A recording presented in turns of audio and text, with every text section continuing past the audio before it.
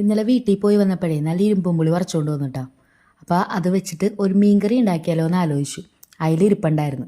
അപ്പോൾ നമ്മുടെ മീൻകറിക്ക് കൂട്ടിനാവശ്യമുള്ള സവാളയും ഇഞ്ചിയും പച്ചമുളകും വേപ്പിലയും പിന്നെ നമ്മുടെ ഇരുമ്പം പുളിയും കൂടി ഇട്ട് അടുപ്പത്ത് വെച്ച് കുറച്ച് ഉപ്പും കൂടി ഇട്ട് എടുത്തിട്ടാ. വീട്ടിൽ ചെന്നപ്പോൾ അമ്മാമ്മ പറഞ്ഞു തന്നേണ്ട ഇരുമ്പം പുളി ആദ്യം ഇട്ട് വാട്ടണമെന്ന്. അപ്പോൾ വെള്ളം തെളിയൂലെന്നാ അങ്ങനെ എന്തുവാണ് അതിൻ്റെ റീസൺ പറഞ്ഞത്.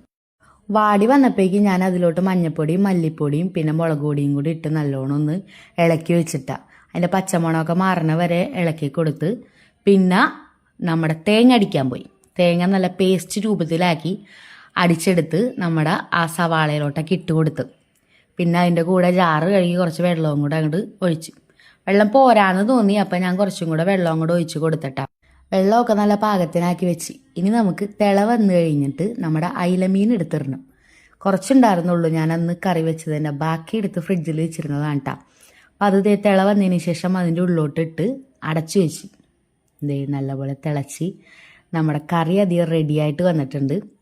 ഇനി താളിക്കാനുള്ള ഉള്ളിയും വേപ്പിലയും കൂടെ ഞാൻ വെളിച്ചെണ്ണയിലോട്ടിട്ട് നല്ലൊന്ന് വാട്ടിയെടുക്കുകയാണ്. ആ എണ്ണയ്ക്ക് ഒരു കളർ കിട്ടാൻ വേണ്ടിയിട്ട് ഇത്തിരി മുളക് പൊടിയും കൂടി ഇട്ട് ആ സംഭവം നമ്മുടെ മീൻകറിയിലോട്ട് അങ്ങോട്ട് ഒഴിച്ചു കൊടുത്തു.